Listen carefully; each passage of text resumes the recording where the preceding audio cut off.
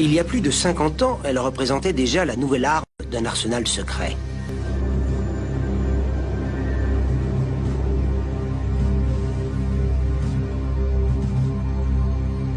Par une nuit pluvieuse d'octobre 1947, un avion militaire américain largue un chargement secret dans le mur de l'œil d'un ouragan au large des côtes géorgiennes. Ce simple geste a-t-il pu dévier la direction d'un ouragan de 180 degrés et l'envoyer détruire la ville de Savannah? Si nous avons bel et bien un pouvoir sur la nature, quel prix faudra-t-il payer?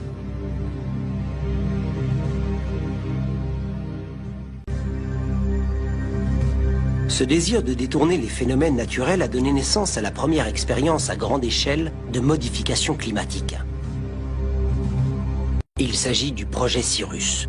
Le projet Cyrus consistait à ensemencer un ouragan. Et à ce moment-là, il y en avait un au large des côtes géorgiennes, loin des habitations.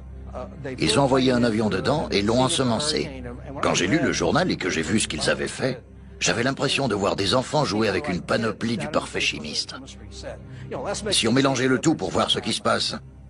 Et ce qui s'est passé, c'est que l'ouragan a fait demi-tour pour se diriger vers la côte géorgienne, près de la ville de Savannah, et a causé beaucoup de dégâts. L'ouragan a fait 1 mort, 400 sans-abri, et 1500 immeubles ont été endommagés ou détruits en seulement 24 heures au mois d'octobre 1947. À la fin de la journée, l'armée américaine a classé top secret le projet et ses données, permettant ainsi de couvrir l'expérience et d'éviter le scandale. L'armée avait eu un avant-goût du pouvoir sur le temps, contrôler un ouragan. Dans la nuit du 15 août 1952, l'armée de l'air envoie des planeurs sur Lynmouth, dans le sud-ouest de l'Angleterre. Menée à l'insu des civils, cette opération a été classée top secret pendant des années. Les planeurs transportaient un agent expérimental d'ensemencement des nuages. L'objectif était de le répandre dans un orage imminent. En l'espace de 24 heures, 35 personnes sont mortes et 400 se sont retrouvées sans domicile. Le village du Devon du Nord a été dévasté par les eaux. Même si le ministère de la Défense britannique a nié toute responsabilité à l'époque, des informations récemment rendues publiques ont prouvé l'existence de cette expérience. L'inondation de Lynmouth et les expériences militaires ont fait la une des journaux. Je crois qu'on va réussir à modifier le temps. C'est même une certitude. Les récents résultats suggérant qu'on peut le faire avec une toute petite quantité d'énergie placée au bon endroit en sont la preuve. Il faut juste espérer qu'on le fera pour de bonnes raisons, que ça ne tombera pas dans de mauvaises mains. Et si on arrive à limiter ces actions, environ 1 fois sur 1000, ça ne bouleversera pas l'ensemble du climat. Quand vous tuez un ours qui est sur le point de vous déchiqueter, vous ne tuez pas tous les ours que vous trouvez dans la forêt. Le parallèle entre la modification artificielle du climat et la puissance nucléaire est frappant. Si on peut construire quelque chose, doit-on le faire? Et si cela est possible, y a-t-il un moyen de l'arrêter?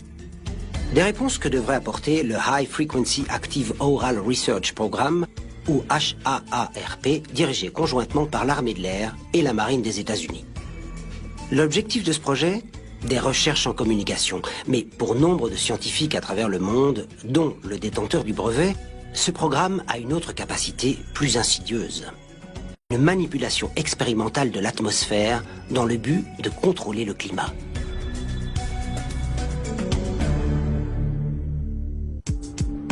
Bernard Eastland est physicien des plasmas et ancien chercheur en fusion pour la Commission de l'énergie atomique des États-Unis. Il a déposé 3 brevets dans le domaine de la manipulation climatique. Eastland travaille principalement sur les mécanismes révolutionnaires du transfert d'énergie.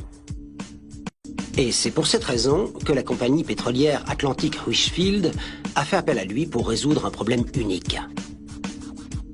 J'ai été engagé par ARCO en 1984 pour trouver une utilité à leur gaz naturel sur le flanc nord de l'Alaska. Il y a 650 millions de mètres cubes de gaz naturel. En clair, c'est une quantité suffisante pour alimenter tout le réseau électrique américain pendant 1 an. Mais la distance était telle qu'économiquement, c'était impossible de le transporter. Le docteur Eastland a été engagé pour trouver un moyen d'exploiter le gaz naturel en Alaska. Son rôle était de transformer le gaz naturel en argent. Mais d'abord, il fallait le transformer en électricité, puis en radiofréquence. J'ai eu l'idée d'utiliser l'énergie du gaz pour faire sortir de l'électricité et de me servir de cette électricité pour alimenter un réseau d'antennes à longue portée capable de modifier l'ionosphère de différentes façons. L'invention d'Eastland est appelée HAARP, le High Frequency Active Aural Research Project. La controverse autour de cette technologie était telle que j'avais du mal à y croire. Bien que d'apparence banale, les capacités de ce réseau d'antennes sont incroyables. HAARP fait partie du nombre limité d'appareils capables de chauffer l'ionosphère terrestre. L'ionosphère est une couche supérieure de l'atmosphère composée de particules chargées et située à 144 km au-dessus de la surface de la Terre. Ces particules chargées ont une fonction très importante pour la planète. Elles détournent et absorbent les particules mortelles éjectées par le Soleil. Sans l'ionosphère, la vie telle qu'on la connaît disparaîtrait de la surface de la Terre. Le projet d'Eastland était d'envoyer l'énergie prélevée à partir du gaz naturel directement dans l'ionosphère. Officiellement, il s'agissait de recherche en communication. ARCO a immédiatement décelé le génie dans l'idée d'Eastland, et grâce à son brevet, ils ont été engagés par l'État pour construire cet incroyable appareil. C'est un très bon site de recherche. C'est minuscule comparé à la taille de l'antenne que j'avais prévue dans mon brevet. Mais c'est un avant-goût de ce qui pourrait devenir quelque chose de plus grand.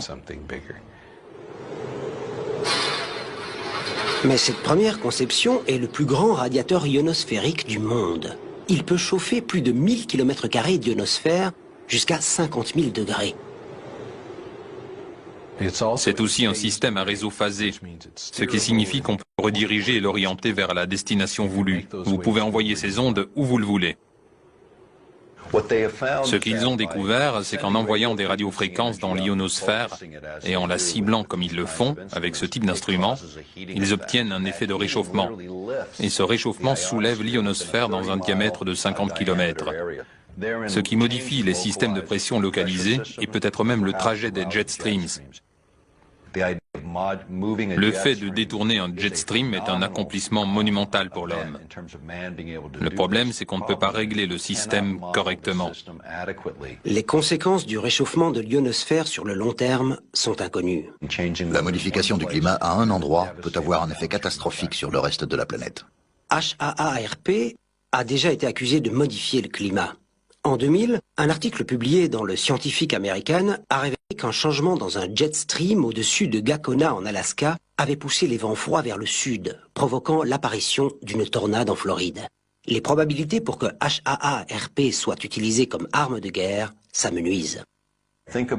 Imaginez que vous êtes face à une armée de 100 000 personnes et que vous avez la capacité de provoquer une inondation, un orage ou les pires conditions climatiques pendant des semaines, voire des mois. Vous pouvez facilement diminuer leur force. Mais cette arme multi-usage a d'autres propriétés extraordinaires. En utilisant la manipulation ionosphérique, elle peut brouiller la radio et les communications cellulaires de l'ennemi. Elle peut également servir à repérer, différencier et détruire les missiles ennemis. C'est à ça que vont ressembler les guerres du XXIe siècle. Ce sont ces systèmes qui seront privilégiés. L'idée de l'utilisation potentielle du projet HAARP en tant qu'arme secrète a longtemps circulé dans l'armée. De nombreux pays ont manifesté leur opposition contre cette arme considérée comme une violation évidente de la convention NMOD qui interdit d'utiliser des techniques de modification climatique à des fins militaires. Les 3 derniers ministres de la Défense ont demandé l'abrogation de ce traité environnemental. Mais celui-ci est né d'une décision qui a été prise au début des années 70, avant d'être ratifié en 1978, et il doit être respecté. Malgré toutes les controverses autour du projet, les scientifiques du HAARP ont insisté sur le fait que le réseau ne servait qu'à effectuer des recherches et qu'il n'a pas la puissance nécessaire pour changer véritablement le climat. Mais quel que soit l'usage qui en est fait, le projet HAARP existe et d'ici peu, le réseau devrait faire 2 fois sa taille actuelle. Mais l'intérêt de l'armée américaine pour la modification climatique ne se limite pas au HAARP. Dans cette base de Floride, des chercheurs de l'armée de l'air américaine, ainsi que des spécialistes des nanoparticules, font des expériences de modification climatique. Leur objectif est plutôt surprenant. C'est un laboratoire qui développe la prochaine génération d'explosifs pour l'armée de l'air, que ce soit des ogives, des bombes ou toute autre sorte de munitions.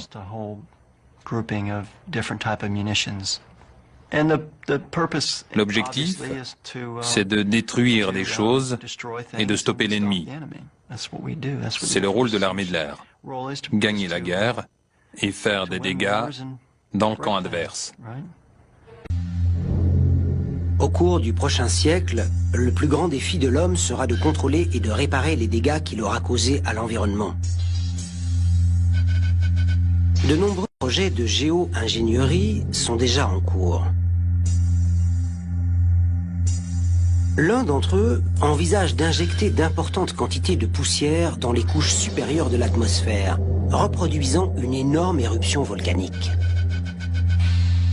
Lorsqu'un volcan entre en éruption, il inonde l'atmosphère avec des particules de cendres. Ces particules renvoient les rayons du soleil dans l'espace et les empêchent d'atteindre le sol, provoquant un rapide refroidissement de la planète. La Terre s'est considérablement refroidie 1 an après l'éruption du Pinatubo. C'était quelque chose d'évident. Et depuis le milieu des années 60, on se dit qu'on pourrait peut-être ajouter artificiellement de la poussière dans la stratosphère et rafraîchir la planète. Ce n'est peut-être pas une solution contre le réchauffement climatique, mais ça prouve qu'on développe régulièrement et facilement des techniques pour manipuler le climat de notre planète. Ces mêmes résultats pourraient être obtenus en contrôlant la composition et la localisation des traînées de condensation laissées par les avions.